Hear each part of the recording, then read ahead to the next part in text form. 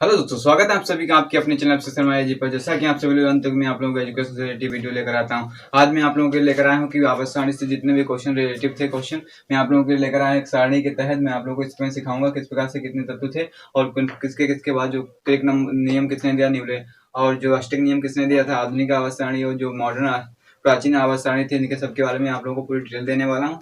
अभी भी इसमें पूरे कवर नहीं हो पाएंगे क्योंकि इसकी थ्योरी बहुत ही लंबी, मैं चाहूँ तो इस पर बहुत ही ज़्यादा वीडियो बन सकते हैं क्योंकि इसमें बहुत ही अच्छे, लेकिन मैं आप लोगों को एक थोड़ा इंपॉर्टेंट बेसिक नॉलेज देने वाला हूँ कि किस प्रकार से इसकी स्टार्टिंग हुई थी और किस प्रकार से इसका समापन हुआ। ठीक है, किस प्रकार से इसकी आधुनिक आवर्त सारणी किसने किसने जन्म दिया इसको। ठीक है, तो मैं आप लोगों को इस प्रकार से सारणी के तहत मैं आप लोगों को सब बताने वाला हूँ किस प्रकार से। मैं आप लोगों को इस टेबल में लिख दिया, आप इसका स्क्रीनशॉट भी ले सकते हैं। ठीक है, मैं आप लोगों को पहले इसको समझा दूं, वीडियो लास्ट तक देखना किस प्रकार से क्या हुआ था।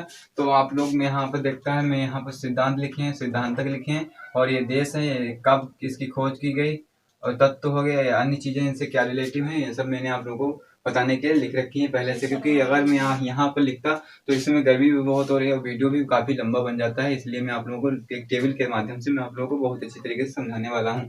तो आप देखिए यहाँ पर त्रिक नियम जो था, त्रिक नियम सिद्धांत किसने दिया था, तो मैं आप लोगों को बताने वाला हूँ त्रिक नियम होता क्या है। पहले आप समझिए कि त्रिक नियम क्या होता है। तो त्रिक नियम वो नियम होता है जो किसी तत्व, जैसे कि मान लीजिए ये इसका एग्जाम्पल क्या है, जैसे जो एन ए है, तो एन ए जो है इसका बीच वाला तत्व जो होता है, इसका परमाणु द्रव्यमान, जो परमाणु द्रव्यमान होता है इसके आगे और पीछे के, मतलब आगे पीछे के दोनों तत्वों के परमाणु द्रव्यमान के औसत के समानुपात होता है। जैसे कि इनके पोटेशियम और लिथियम के जब हम पोटेशियम और लिथियम के जो हम इनको परमाणु भार मिलाएंगे तो औसतन इनका औसत कितने किसके बराबर होगा, इसका औसत होगा वो Na के बराबर हो जाएगा। ठीक है, इस प्रकार से त्रिक नियम था। त्रिक नियम की खोज किसने की थी, त्रिक नियम की खोज की थी कौन साइंटिस्ट थे, वो डोवे राइनर थे। कौन थे, डोवे राइनर। इस प्रकार से आप इसको मैंने आपको टेबल के माध्यम से समझाने की बहुत अच्छी कोशिश की है। अब आप इस देश आपसे कोई पूछे कि किस देश के, तो किस देश के थे, वो जर्मन के थे। कहाँ के थे, जर्मनी के थे। और इन्होंने कब की थी, तो त्रिक नियम की खोज कब की थी, तो त्रिक नियम की खोज कब की थी, तो 1817 ईस्वी में की थी। कितने एलिमेंट थे इसमें, तो 9 एलिमेंट थे। कितने, 9 एलिमेंट थे इसमें, मतलब 9 तत्व थे इसमें। तो कब की थी, 1817 ईस्वी में की थी। अब इसमें कौन कौन तत्व आते हैं, तो मैं आप लोगों को एक टेबल के माध्यम से लिख कर रखा है, उसकी ट्रिक भी है। आप ट्रिक समझना चाहते हैं तो इस प्रकार से लिख सकते हैं। ये ट्रिक है इसके, ले न का सर्वा और कर जो होगा यहाँ पर हो जाएगा कल वर आई। क्या है, कल वर आई, यहाँ पर हो जाएगा क्लोरीन ब्रोमीन आयोडीन हो जाएगा, कल वर आई। ठीक है, इस प्रकार से इसके यहाँ पर 9 तत्व हो गए। अन्य चीजें से रिलेटिव थी। मैं आप लोगों को अष्टक नियम में आप लोगों को बताने वाला हूँ। तो अष्टक नियम आप देख लीजिए। तो अष्टक नियम किसने खोज की थी, अष्टक नियम की, तो अष्टक नियम की खोज की थी किसने, न्यूलैंड नामक वैज्ञानिक ने की थी। कहाँ के थे, तो न्यूलैंड नामक वैज्ञानिक थे, यहाँ ब्रिटिश के, मतलब इंग्लैंड के थे, तो ब्रिटिश इसका कहा जाता है, ब्रिटिश के थे। कहाँ के थे, ये न्यूलैंड नामक वैज्ञानिक ने इसके अष्टक नियम की खोज की थी। कहाँ के थे, ब्रिटिश के थे। कब की थी, तो कब की थी, 1866 ईस्वी में की थी। 1866 ईस्वी में की थी। कितने एलिमेंट थे इसमें, मतलब कितने तत्व थे इसमें, तो इसमें तत्व थे 56 तत्व थे इसमें। ठीक है, 56 तत्व थे। अब मैं आप लोगों को इसमें बताने वाला हूँ। तो इसका अष्टक नियम क्या था, तो अष्टक नियम था वो 7 स्वरों के आधार पर बनाया गया था। 7 स्वर क्या होते हैं, तो सा रे गा मा पा दा नी। ठीक है, सा रे गा मा पा दा नी, जो सा आ जाता था 8वां तत्व, तो 8वां तत्व उसके समान होता था। जैसे कि मान लीजिए अगर पहला तत्व है तो उसमें 7 ऐड करके जो 8वां तत्व होगा वो उसके ही समान उसके गुणधर्म पाए जाएंगे उस तत्व में। जैसे कि मान लेते हैं पहले पर होता है हाइड्रोजन।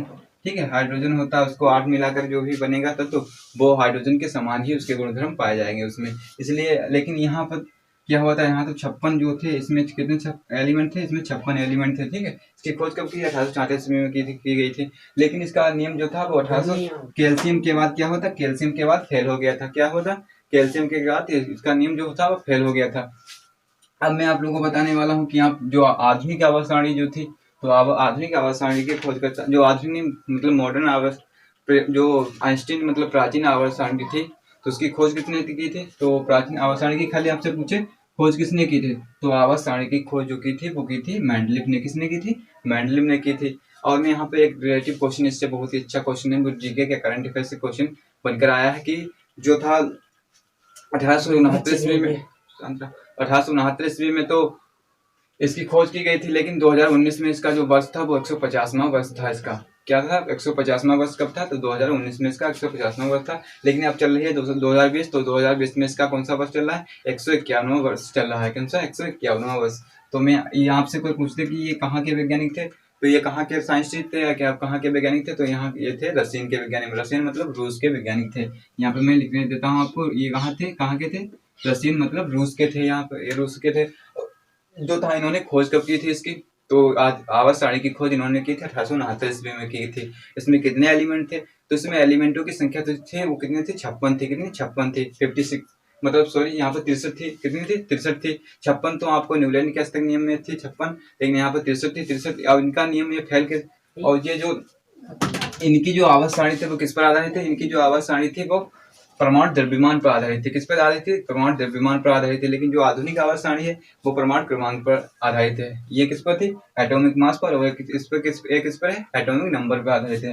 इस प्रकार से आप देख सकते हैं किसकी खोज कब की थी, 1869 में हुई थी। किसने, इसमें एलिमेंटों की संख्या कितनी थी, तो इसमें एलिमेंटों की संख्या थी 63 थी। इन्होंने एक चीज बताई थी कि ये जो भी तत्व होते हैं वो इनका तो किस पर आधारित होते हैं, वो परमाणु द्रव्यमान पर आधारित होते हैं। और इन्होंने कहा था जो 63 एलिमेंट हैं, इनके बाद कोई एलिमेंट खोज नहीं होगी इसके एलिमेंट की, लेकिन ऐसा इनका कहा जो हुआ वो गलत हुआ। इसलिए इनका जो आधुनिक आवर्त सारणी थी इनकी वो फेल हो गई। ठीक है, उसके बाद जो दूसरे साइंटिस्ट आए तो वो आधुनिक आवर्त सारणी के जो जनक थे, दूसरे साइंटिस्ट जो थे इनका नाम था मोजले।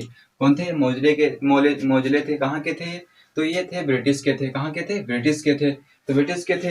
इन्होंने कब खोज की इसकी, तो 1913 ईस्वी में की। इसमें एलिमेंटों की संख्या आपसे कोई पूछे तो कितनी है, तो 118 एलिमेंट हैं इसमें। और मैं आप लोग को यहाँ पे एक चीज बताने वाला हूँ। आपसे कोई पूछते कि जो यहाँ पे एक चीज देखिए, आपसे कोई पूछ रहा कि मेंडलीव की आवर्त सारणी में कितने आवर्त थे, तो आवर्त आप जानते हो। मैं आप लोगों को आवर्त कैसे होते हैं और वर्ग कितने होते हैं, तो मैं आप लोगों को यहाँ पे लिख सकता हूँ। तो 7 तो आवर्त थे, कितने थे, 7 आवर्त थे। ठीक है, और जो थे 18 क्या थे, 18 तो थे वर्ग थे। 18 क्या थे, 18 मतलब सॉरी यहाँ पर 18 नहीं, यहाँ पर 9 वर्ग थे। क्या थे, 9 वर्ग थे। कितने वर्ग थे, 9 वर्ग थे। 18, 7 तो आवर्त थे मतलब पीरियड थे 7, और 9 जो थे वर्ग थे मतलब ग्रुप थे। ठीक, ग्रुप। अब में और इसमें क्या था, जो इसमें भी तो पीरियडों की संख्या तो 7 ही है। 7 तो आवर्त हैं, आवर्त तो 7 है, लेकिन ग्रुपों की संख्या मतलब वर्गों की संख्या कितनी होगी, तो वर्गों की संख्या जो होगी वो 18 हो गई। कितने, 18 वर्गों की संख्या कितनी है, 18 हो गए। 18 वर्ग हो गए। यहाँ पर थोड़ी राइटिंग बहुत अच्छी नहीं हो पा रही है हमारी। ठीक है, क्योंकि मैं यहाँ पर स्टार्टिंग ही है हमारी, क्योंकि मैंने कभी बोर्ड पर लिखा ही नहीं है इस प्रकार से। तो वर्ग 18 कितने थे, 18 तो इसमें वर्ग थे। ठीक है, इस प्रकार से आप इसको याद कर सकते हैं। अब मैं आप लोगों को बताना चाह रहा था कि वर्ग क्या होते हैं, पीरियड क्या होते थे। मैंने आप लोगों को एक वीडियो कराया है, जो मैंने आप लोगों को पीरियड उसमें सब बताया है कि आपको किस प्रकार से आवर्त सारणी को ड्रॉ करना है, मतलब किस प्रकार से बनाना है। मैं आप लोगों को उस वीडियो की लिंक आपको डिस्क्रिप्शन में मिल जाएगी, वहां से जाकर के आप उस वीडियो को देख सकते हैं। लेकिन छोटी छोटी चीज मैं आप लोग को यहाँ पर फिर से बता देता हूँ कि जो वर्ग क्या थे। तो जो वर्ग होते हैं वो इस प्रकार से होते हैं, मतलब किस प्रकार से होते हैं, इस प्रकार से होते हैं। जो वर्ग होते हैं इस प्रकार से वर्टिकली होते हैं। ठीक है, वर्टिकली इस प्रकार से। लेकिन जो आवर्त क्या होते हैं, ये तो वर्ग हो गए, ग्रुप हो गए। इस प्रकार से ये जितने भी है इस प्रकार से जैसे होंगे, खड़े खड़े जो भी होंगे वो तो वर्ग हो जाएंगे। लेकिन जो इस प्रकार से क्षैतिज लाइनियां होगी, हॉरिजॉन्टल लाइन होंगी, ठीक है, हॉरिजॉन्टल जो होंगी वो क्या हो जाएंगी, वो तो हो जाएंगे पीरियड, मतलब आवर्त हो जाएंगे। ठीक है, इस प्रकार से आप याद रख सकते हैं। तो मैं आप लोगों को एक बार फिर से रिवाइज करा देता हूँ। तो आप रिवाइज करेंगे किस प्रकार से, तो मैं आप लोगों मैंने आपसे पूछता हूँ मैं किस मतलब त्रिक सिद्धांत की खोज किसने की थी, तो त्रिक सिद्धांत की खोज किसने की थी, तो किसने की थी, डोबे राइनर ने की थी। आपसे पूछे कब की थी, तो कब की थी, तो कब थी, 1817 ईस्वी में की थी। कब की थी, 1817 ईस्वी में की थी। तो जो डोबे राइनर थे वो कहाँ के साइंटिस्ट थे, तो आपसे कोई पूछे ऐसा तो आप बताएंगे कहाँ के, तो वह जर्मन के साइंटिस्ट थे। तो उनमें मतलब उनके जो त्रिक सिद्धांत था उसमें तत्वों की संख्या आपसे कोई क्वेश्चन पूछे तो आपकी तत्वों की संख्या कितनी हो जाएगी, वो 9 हो जाएगी। और इसमें कौन कौन से तत्व आते हैं, एक तो कासरवा आता है। ठीक है, इस प्रकार से याद रखते हैं कि कासरवा, और हो जाएगा कासरवा हो गया। ठीक है, और लेनिका हो गया, और कल बराई हो गया। ठीक है, इस प्रकार से आप याद कर सकते हैं। लेकिन उसमें से ट्रिक है, ठीक है, इसकी मैं ट्रिक आपको बता रहा हूँ, इस प्रकार से आप याद कर सकते हैं। और उसके बाद कौन सा नियम आया था, उसके बाद जो आया था न्यूलैंड का अष्टक नियम आया था। अष्टक नियम बोलते हैं, ठीक है, जिसमें क्या था, जिसमें था एक जो पहला तत्व था वो अपने 8वें तत्व से उसके समान गुणधर्म हो गए। ठीक है, ये स्वरों पर आधारित थे। क्या थे, ये स्वरों पर आधारित थे। तो इसकी खोज किसने की थी? न्यूटन नामक साइंटिस्ट ने की थी। ये कहाँ के थे? आपसे कोई पूछे यहाँ ये कहाँ के थे? तो ये कहाँ के थे? ये थे ब्रिटिश के थे। कहाँ के? ब्रिटिश मतलब इंग्लैंड के थे। इंग्लैंड के थे और इन्होंने खोज कब की थी? तो इन्होंने खोज जो की थी वो 1866 ईस्वी में की थी। इसमें तत्वों की संख्या आपसे कोई पूछ दे तो तत्वों की संख्या कितनी होती है? तो 56 इसमें तत्व होते हैं। कितने? 56 तो इसमें तत्व होते हैं। ठीक है, 56 तत्व होते हैं। तो इस प्रकार से आप याद कर सकते हैं 56 तत्व है। ये किसके आपसे कोई पूछे कि किसके बाद ये फेल हो गया तो ये सी ए मतलब कैल्शियम के बाद यह फेल हो गया। यानी हम कैल्शियम के बाद नहीं फॉलो होता था इसलिए यह फेल हो गया। ये स्वरों से समानता रखता है, स्वरों पर आधारित ये सिद्धांत था। ठीक है, अब मैं आप लोगों को बताने वाला आवर्त सारणी। तो आवर्त सारणी की खोज किसने की थी? तो आवर्त सारणी की जो खोज थी वो की थी किसने? मेंडलीफ ने की थी। तो मेंडलीफ ने की थी। आपसे पूछे कहाँ के साइंटिस्ट थे? तो साइंटिस्ट ये थे तो रशियन मतलब रूस के थे। ठीक है, रूस के थे। और इन्होंने कब खोज की थी? आपसे कोई पूछे कि कब खोज की थी तो ये 1869 ईस्वी में इन्होंने खोज की थी। कब? 1869 ईस्वी में। इनमें तत्वों की संख्या आपसे कोई पूछे तत्वों की संख्या कितनी थी तो वो इसमें 63 तत्वों की संख्या थी। कितने? 63 थी। 63 तत्वों की संख्या थी। ठीक है, ये जो थे यहाँ तक के त्रिक सिद्धांत एंड अष्टक सिद्धांत और जो यहाँ पर लिखा है आवर्त सारणी ये सब थे किस पर आधारित? ये सब इधर थे ये परमाणु द्रव्यमान पर आधारित थे। किस पे? एटॉमिक मास पर आधारित थे इधर। लेकिन जो नया आधुनिक आया था ये किस पे था? ये परमाणु क्रमांक पर आधारित था। किस पे? एटॉमिक नंबर पर आधारित था। तो आपसे कोई पूछता है आधुनिक आवर्त सारणी के जनक बताइए आप। तो आधुनिक आवर्त सारणी के जनक कौन है? तो वो मोजले हैं। मोजले हैं। ये कहाँ के थे? आप पूछते हैं आपसे ये कहाँ के हैं?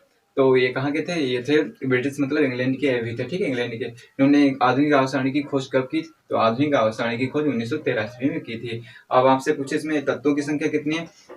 तो तत्वों की संख्या इसमें 118 एलिमेंट है। ठीक है, इसमें मैं आप लोगों को इसमें बताऊंगा प्राकृतिक तत्व कितने हैं और जो नेचुरल मतलब आर्टिफिशियल तत्व कितने हैं।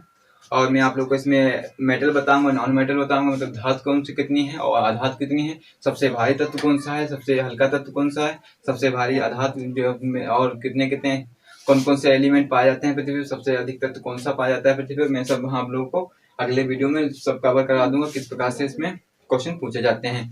अब मैं आप लोगों को बता देता हूँ कि मेंडलीफ की आवर्त सारणी में आपसे कोई पूछे कि तत्वों मतलब वर्गों की संख्या कितनी थी तो वर्गों की संख्या कितनी थी? 9 थी। और आवर्तों की संख्या तो 7 थी।